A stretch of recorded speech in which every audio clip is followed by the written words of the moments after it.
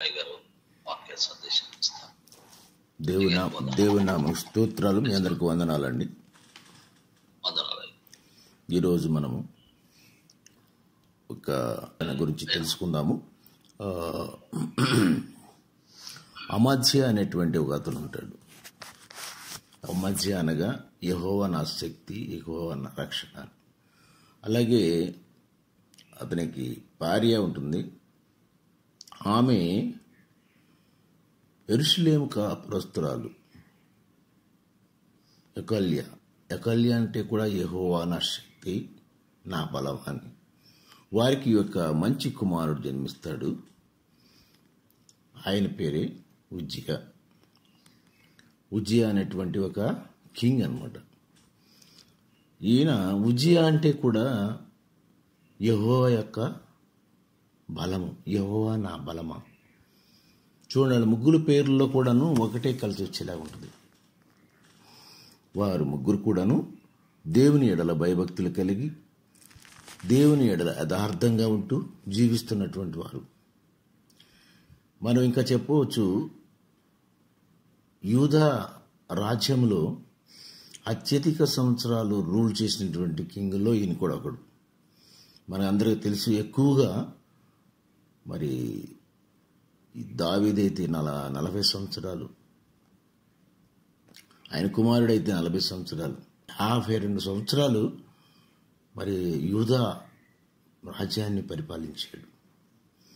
ఈయనకన్నా కొంచెం ఎక్కువ 55 సంవత్సరాలు మనిషి అయినటువంటి కింగ్. కానీ ఈయన గొప్పతనం ఏంటంటే, ఈయన తల్లిదండ్రులు భక్తిపరులు. ఈయన ఇంకాను ఒక మంచి ప్రవర్తక చేతిలో ఉన్నాడు. జకర్యా అనే మహా గొప్ప గుణము కలిగినటువంటి ప్రవర్తక చేతిలో ఉండమట్టి ఈయన మరి 16వ ఏటనే 16th ఇయర్నే ఒక పెద్ద రాజ్యానికి మరి కింగ్ చక్రవర్తిగా. చూడండి, 16th అంటే ఏంటంటే 10th అయిపోతుంది, ఇంటర్మీడియట్ ఫస్ట్ ఇయర్. వాళ్ళకి ఏం తెలుసు, వాళ్ళకి యవ్వనంలో ఉంటారు. అలాంటి సమయంలో ఆయన్ని రాజుగా ఎన్నుకున్నారు. కానీ ఆయన తండ్రి తల్లి ఉన్నంతకాలము భయభక్తుల్లో ఉన్నాడు. ఎందుకంటే ఆ తల్లి యెరూషలేము గురించి చెప్తూ ఉంటుంది. యెరూషలేము కాపురస్తురాలు ఎల్కానా భయభక్తుల్లో ఉండటం వల్ల జకర్యా అనేటువంటి యాజకుడి దగ్గరుండి ఆయనకి అన్ని మంచి మాటలు చెప్పటం వల్ల ఈయన ఎంతగానో మరి ఆయన ఆశీర్వదించబడి యథార్థవంతుడిగా జీవించాడు. కొన్ని వచనాలు, 3-4 వచనాలు చూద్దాం. అంతటా యూదా జనులందరూ 16 ఏండ్ల వాడైన ఉజ్జియాను తీసుకుని అతని తండ్రి అయిన అమజ్యాకు బదులుగా రాజుగా నియమించిరి. అతడు ఎలాతును కట్టించి రాజుకు తన తండ్రి అతని పితరులతో నిద్రించిన తర్వాత అది యూదా వారికి తిరిగి వచ్చినట్లు చేశాను. ఉజ్జియా ఏలన ఆరంభించినప్పుడు 16 ఏండ్ల వాడు యెరూషలేములో 52 సంవత్సరములు ఏలేను. అతని తల్లి యెరూషలేము కాపురస్తురాలు. ఆమె పేరు యెకల్య. చూడండి, యెకల్య అంటే కూడా యెహోవా నా శక్తి. ఆమె ఎక్కడదండి? యెరూషలేము కాపురస్తురాలు. అంటే యెరూషలేము గురించి సండే స్కూల్లో అన్ని మంచి పాఠాలు నేర్పింది. ఆ యూదా ప్రజలందరూ కూడాను భారముతో 16 ఏళ్ల వాడైన అతన్ని మరి ఎన్నుకుంటారు. ఆయన ఎంతో ఇంకొంచెం ముందుకెళ్తే చూడండి, మనకి అతడు తన తండ్రి అయిన అమజ్య చర్య అంతటి ప్రకారం యెహోవా దృష్టికి యథార్థముగా ప్రవర్తించాను. చూడండి, యథార్థముగా ప్రవర్తించాను. మనకి యథార్థంగా ప్రవర్తించిన వారికి జరిగినటువంటి అనేకమైన మేళ్లు ఉన్నాయి. మనకు బైబిల్లో చూస్తే చాలా ఉండేవి. 1-2 చెప్తాను. కీర్తనలు 84:11 యథార్థముగా ప్రవర్తించే వారికి ఆయన మేలు ఇవ్వక మానడు అంటాడు. అలాగే సామెతలు 2:7 ఆయన యథార్థవంతులకు వర్ధిల్లింపజేయును. మనం యథార్థంగా ఉంటున్నామా? మన యథార్థత ఎంతవరకు ఉంటుంది? ఆయన బాల్యము నుండే ఆయన తండ్రి ఉన్నట్లుగానే ఇతను కూడా యథార్థముగా ఉంటాడు, యథార్థంగా ప్రవర్తిస్తాడు. అలాగే సామెతలు 10:9 కూడా యథార్థముగా ప్రవర్తించేవాడు నిర్భయంగా ప్రవర్తిస్తాడు. యథార్థంగా ఉన్నాయనుకోండి, భయం ఉండదు, చింత ఉండదు. ఎందుకంటే యథార్థమైన దేవుడు ఆయనకి తోడుగా ఉంటాడు. అలాగే సామెతలు 15:8 కూడా యథార్థవంతుల యొక్క ప్రార్థన ఆయనకు ఆనందదాయకం. యథార్థవంతులు అంట మనం ప్రార్థన చేస్తే ఆయనకి ఎంతో ఆనందం అంట. అలాగే సామెతలు 27 కూడా యథార్థవంతుల యొక్క పిల్లలు వారి తదనంతరము ధన్యులగుదురు. ఇంకా చూసుకుంటే యథార్థవంతుల గురించి సామెతల గ్రంథంలో చాలా ఉన్నాయి. అలాగే మన యథార్థత గురించి మనం పరీక్షించుకోవాలి. మరి ఉజ్జియా అంటే యెహోవా నా బలమా. ఆయన చూడండి 16వ ఏడుని లోకమాలిన్యం అంటకుండా ఎంతో తన తండ్రి వలె యథార్థంగా ఉండి మరి ఆ యొక్క యూదా రాజ్యాన్ని 52 ఏళ్ళు అంటే మాట్లాడండి, 52 ఏళ్ళు మరి ఆయన పరిపాలన చేశాడు. ఈయన యూదా రాజ్యంలో 11వ కింగ్గా ఉంటాడు. మనకందరికి తెలిసిందే. ఆ తర్వాత సౌత్ ఇజ్రాయెల్, నార్త్ ఇజ్రాయెల్గా డివైడ్ అయిపోతారు యెరోబాము వచ్చిన తర్వాత. అయినా కానీ ఈయన ఎంతో మంచి కింగ్ గాను, మంచి పనులు చేసినటువంటి రాజుగాను ఈయన ఎంతగానో మనకి అదే 26:5 చూస్తే ఒకసారి చూడమ్మా. 26:5 దేవుని ప్రత్యక్షత విషయమందు తెలివి కలిగిన జకరియా దినంలో అతడు దేవుని ఆశ్రయించను. అతడు యెహోవాను ఆశ్రయించినంత కాలము దేవుడు అతని వర్ధిల్ల చేసెను. చూడండి, తెలివి కలిగినటువంటి యాజకుడు ఎలాంటి అండి, తెలివి కలిగినటువంటి వాడి గైడెన్స్లో, వాడి ఆధ్వర్యంలో ఉండటం వలన, ఆయన క్రమశిక్షణలో పెడతాం వలన ఈయన ఎంతగానో వర్ధిల్లాడంటే ఇదే అధ్యాయంలో మనం 26 వరకు చదివితే చాలా రకాల ఈయన ఒక మంచి ఇన్నోవేటివ్ ఐడియాలు కలిగినటువంటి గొప్ప రాజు. చూడండి, ఆనాడే మరి పెద్ద మరి కట్టడాలు కట్టాడు, ప్రాకారాలు కట్టించాడు, బావిలు తవ్వించాడు. మళ్ళీ ఇంకెంతో మంది వ్యవసాయకులను తీర్చిదిద్దాడు. ఈయన వ్యవసాయం అంటే ఎంతో ఆసక్తి అంట. ఈయన వ్యవసాయకుడు, మరి రాజు, మంచి తెలివైనటువంటి వాడు, యుద్ధ నైపుణ్యం గలవాడు, మరి అంతకన్నా ముఖ్యంగా దేవుని యందు యథార్థత కలిగినవాడు. తల్లిదండ్రులు చనిపోయిన తర్వాత, ప్రవర్త కూడా పక్కకి వెళ్ళిపోయిన తర్వాత ఈయనకి మరి ఎక్కడి నుంచి రాజరికం నుండి కుష్ఠరోగికి పడిపోయినటువంటి విజయ గురించి తెలుసుకుంటాం. ఎన్ని గొప్ప పనులు చేస్తే ఏముందండి, ఎన్నో గొప్ప పనులు చేశాడు ఆయన, ఎన్నో మంచి కార్యాలు చేశాడు. కానీ మీరు చూడండి ఒకసారి, కానీ అనేది వస్తుంది 16వ వచనం చూడమ్మా. సెకండ్ అయితే అంటే చూడండి, మొత్తం అన్ని చేసినా కానీ కానీ అయినప్పటికీ అని వచ్చిందంటే అంతక్రితం చేసినటువంటి మంచి కార్యాలన్నిటికీ ఫుల్ స్టాప్. అయితే చదవండి, అతడు స్థిరపడిన తర్వాత అంటే బాగా బలముగా, బాగా గొప్పగా, బాగా రాజ్యాలను అనేక రాజులు ఈయనకి మరి పనులు చెల్లిస్తున్నారు. ఎంతకంటే ఈయన కీర్తి నలుదిక్కులో వ్యాపించేసింది. అప్పుడు ఏమో స్థిరపడిన తర్వాత ఏముంటుంది, అతడు మనస్సున గర్వించి చూడండి, ఒక్కసారి గర్వం అనేది వచ్చిందనుకోండి, ఆ గర్వం పతనానికి దారితీస్తుంది. గర్వం అనేది వచ్చింది, ఆయన పడిపోయినాడు, ఆయన చెడిపోయినాడు. మనం ఆదికాండం నుంచి చూస్తే కూడా గర్వించిన వారిలో కయ్యోను గర్వించాడు, నయమోను గర్వించాడు, యాజీ, మిరియాం వీరందరూ కూడా గర్వించి కుష్టివాదికి చివరికి తన సర్వస్వాన్ని కోల్పోయారు. హిజ్కియా రాజు గర్వించాడు, అదోనియా రాజు గర్వించాడు, యెహోషువపాతు ఆయన యొక్క మరి సన్ కోల్పోయాడు. అలాగే హాస్యరాజు కూడా ఆయన గర్వించి ఆయన పాదంలో పుండ్లు పుట్టినాయి. నాబాలు, హేరోదు రాజు ఎన్నోసార్లు మరి 10 సార్లు అటాక్ చేసినా కానీ పంపిస్తానని ఇజ్రాయెల్ పంపించకపోతే మరి చూడండి ఆయన కూడా పత్రమైపోయాడు. యెజబేలు ఆమె యొక్క రక్తమును కుక్కలు నాకి, అతల్య, మీకాలు, పెనిన్నా, మన గొలియాత్ కూడా అంత పెద్దగా బలం గలవాడు గర్వించి గొర్రెలు కాపరైన చిన్న బాను చేతిలో చనిపోతాడు. సిద్కియా, ధనవంతుడైన మరి పరిచయుడు, లాజరు. ఈ కథలన్నీ చూస్తే మనకేం తెలుస్తుందండి? మనం గర్వించకూడదు. మనం గర్వించామా పతనం అయిపోతుంది. ఈ రోజున మనం ఎలా ఉన్నాము ఒక్కసారి మనం పరీక్షించుకోవాలి. మనకి వాక్యం బాగా చదువుతున్నామనేటువంటి గర్వం ఉన్నదా? లేకపోతే మనం చాలా అందంగా ఉన్నామనేటువంటి గర్వం ఉన్నదా?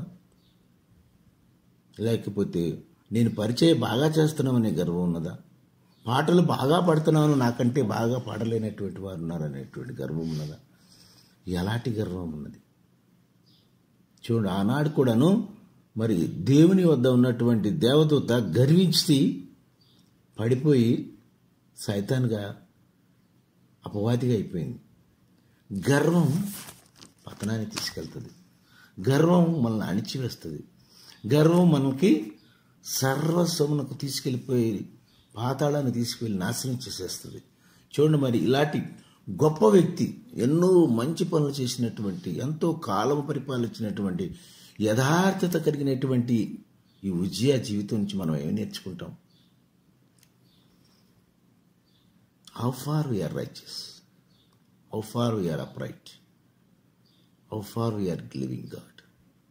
ఈయన అప్పటి వరకు మరి రాజయ్యుండి కూడా దేవునితో ఉన్నాడో, యథార్థత ఉన్నాడో, ఎంతగానో ఆశీర్వదించబడ్డాడు. ఎన్నో ఆయన కీర్తి నలుదిక్కులు వ్యాపించింది.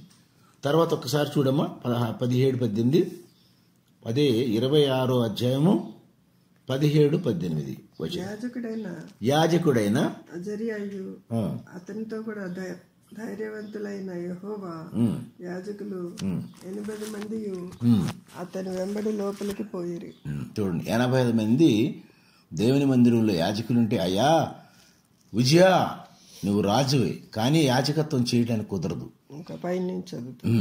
అతడు బలిపీఠం మీద ధూపం వేయుటకై యెహోవా మందిరంలో ప్రవేశించి తన దేవుడైన యెహోవా మీద ద్రోహము చేయగా యాజకుడైన అజర్యాయు అతనితో కూడా ధైర్యవంతులైన యెహోవా యాజకులు 8 మంది అతని వెంబడి లోపలికి పోయిరి. వారి రాజైన ఉజ్జియాను ఎదిరించి, ఉజ్జియా యెహోవాకు ధూపం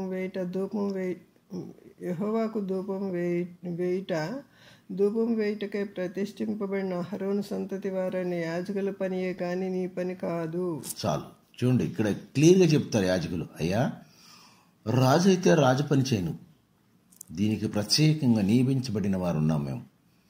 80 మంది ఉంటే వారందరినీ ధిక్కరించేసి, నిర్గమకాండం 38లో కూడా ఉంటుంది, అహరోను సంతతి వారు లేవీలు మాత్రమే దేవునికి ధూపం వేయాలి, లేవీ గోత్రం వారు మాత్రమే యాజకత్వం చేయాలి. ధర్మశాస్త్రంలో క్లియర్గా రాసింది. ఇది తెలీదా? 52 ఏళ్ళు పరిపాలించినటువంటి రాజుకి అప్పుడు ఆనాడు ఈ ధర్మశాస్త్రం కంపల్సరీగా చదివేవాళ్ళు, బట్టి పెట్టేవాళ్ళు, క్షుణ్ణంగా తెలుసు. అయినా సరే వీళ్ళకి ఏమొచ్చిందండి? గర్వం అనేటువంటి విత్తనము నాటబడింది. ఆ గర్వం వస్తం వలన వీళ్ళందరినీ ఎదిరించాడు. తర్వాత అదే కాకుండా వాళ్ళందరూ చెప్తుంటే ఆ ధూపం పట్టుకుని రౌద్రుడైపోయాడట. రౌద్రుడైపోయి అరుచుకుంటాను కేకలు వేస్తూ ఎలా ముందుకెళ్ళాడు చూడమ్మ ఒకసారి. పరిశుద్ధ స్థలంలో నుండి బయటకు పొమ్ము, నీవు ద్రోహం చేసి ఉన్నావు, దేవుడైన యెహోవా సన్నిధిని ఇది నీకు ఘనత కలుగ చేయదని చెప్పగా ఉజ్జియా ధూపం వేయుటకు ధూపార్తిని చేత పట్టుకుని రౌద్రుడైపోయి కేకలు వేస్తూ కోపంతో మరి ఆ యాజకుల మీద తిరగబడ్డాడు. యాజకుల మీద కోపం చూపెను. యెహోవా మందిరంలో ధూపం పీఠం ప్రక్కన అతడు ఉండగా యాజకులు చూచున్న ఉన్నప్పుడు అతని నొసట కుష్ఠం కుట్టెను. చూడండి ఎంత పవర్ఫుల్ అంటే, ఆనాడు మరి యాజకులు అంటే పాస్టర్స్ ఒకసారి ప్రార్థన చేసి చూశారంటే చాలు, వాళ్ళ చూపులోని మరి ఈయనకి నొసటన కృష్ణ పుట్టింది. ఆ నొసలు ఎలాంటిదండి? కిరీటం పెట్టుకోవాల్సింది మరి కృష్ణ పట్టింది. అప్పుడు మనకు తెలిసిందే, ఆయన అక్కడి నుంచి వెళ్ళిపోతాడు. తర్వాత వేరే ఇంట్లో కుష్టి వాళ్ళంటే ఏంటిది మనకు తెలుసు కదా. లేవికాండం 13:44-45 ఉంటుంది. అయ్యా నేను కుష్టివాడిని, అపవిత్రుణ్ణి అని అరుచుకుంటూ వెళ్తారు. ఆ దగ్గరికి రాకండి, నేను పాపాత్ముని, నీ కుష్టివ్యాధి కలవాడు. ఆనాడు కుష్టివ్యాధి అంటే అంత భయంకరంగాను. తర్వాత ఈయన అదే ఊరిలో మరి రాజరికం నుంచి పడిపోతాడు. తర్వాత ఈయన కుమారుని రాజుగా చేస్తారు, ఒక ఇంట్లో పెట్టబడతారు. అని చూడండి, మనకి ఒక మహానుభావుడు అంటాడు, మన పుట్టింది ముఖ్యం కాదు, చనిపోయే ముందు ending is more important than the beginning.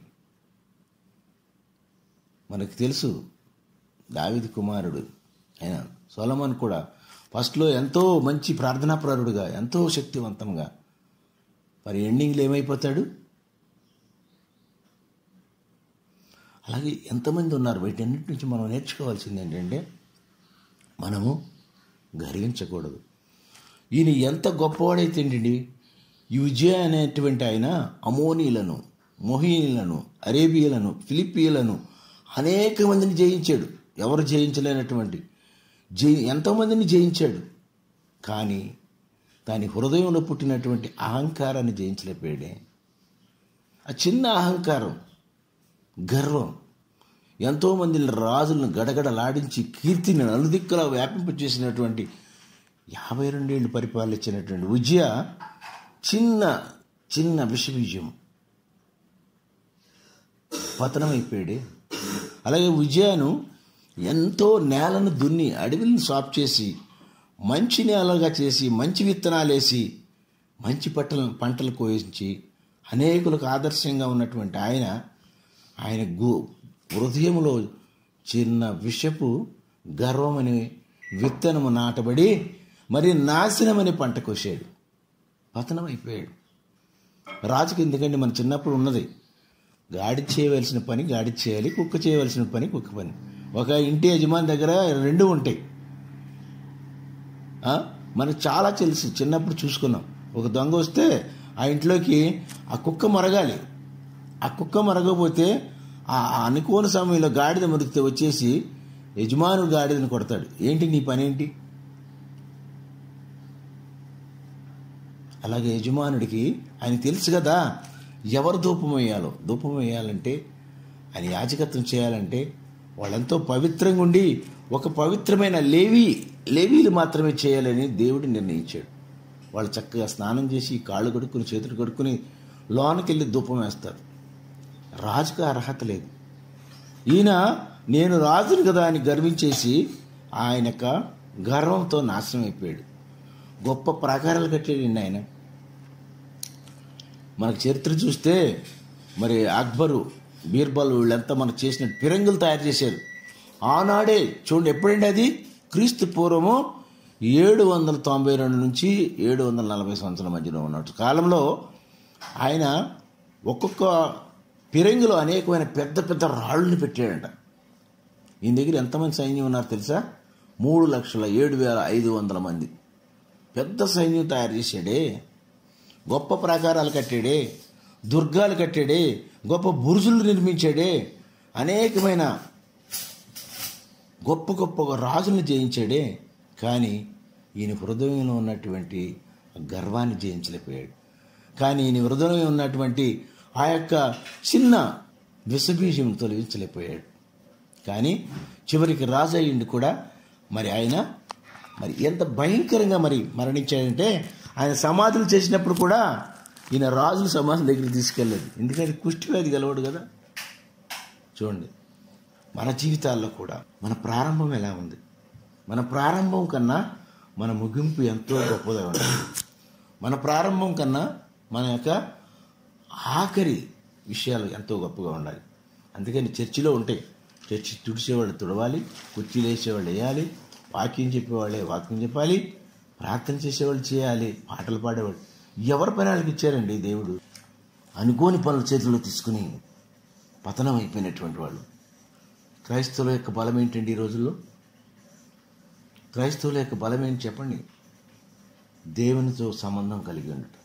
Uzziah కూడా దేవునితో సంబంధం కలిగి ఉన్నంతకాలము ఎంతో బలంగా ఉన్నాడు. ఆయన పేరులోనే యెహోవా నా బలం అన్నది. అలాంటి బలవంతుడు ఆ యొక్క సంబంధం తెగిపోయింది.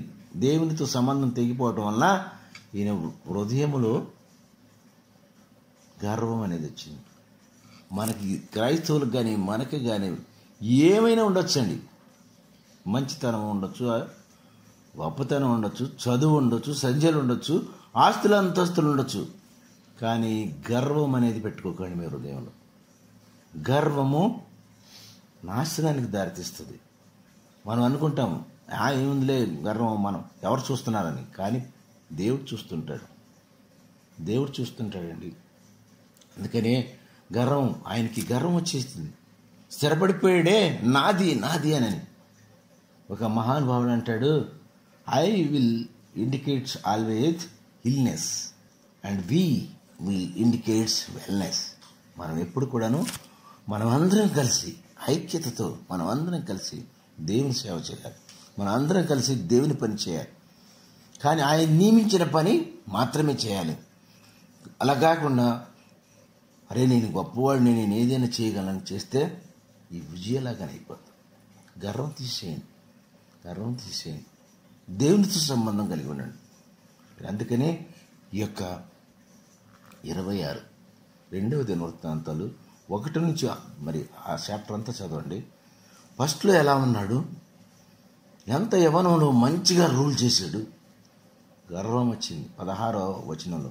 అయితే అని చూడండి, ఆయన మనస్సులో గర్వం ఊహించాడు గనక పతనం అయిపోయాడు. దయచేసి ప్రియమైన దేవుని బిడ్డలారా, మనం కూడాను ఈ ఉజ్జియా లాంటి అనేక మంది మరి వ్యక్తుల నుంచి మనం పాఠాలు నేర్చుకోవాలి, జీవిత పాఠాలు నేర్చుకోవాలి. మన హృదయంలో ఎలాంటి మరి గర్వం ఉన్నది, ఎలాంటి మరి ఆ యొక్క గర్వం లేకుండా మనం చూసుకుని దేవుని సత్సంబంధం కలిగి దేవుని పనిని ముందుకు కొనసాగుదాం. ఈ కొన్ని మాటలు దేవుడు దీవించిన గాక. చిన్న ప్రార్థన చేసుకుందాం. మహాపరిశుద్ధుడైన మా పరలోకపు తండ్రి, యేసయ్యా మీ పాదాలకు వందనాలు తండ్రి. మేము కూడా నాయన మీతో సంబంధం కలిగి జీవించడం నేర్పించండి. మీరున్నంతకాలం తండ్రి మా హృదయంలో అహంకారము, ద్వేషము, వనికిమాలినటువంటి ఆలోచన రావు ప్రభువా. మీరు మాతో ఉండండి, మాలో ఉండండి, మమ్మల్ని నడిపించమని, కొన్ని మాటలు దీవించమని యేసయ్య పరిశుద్ధ నామమును బట్టి ప్రతిమలాడి వేడుకుంటున్నాం తండ్రి. ఆమేన్. అందరికీ వందనాలండి.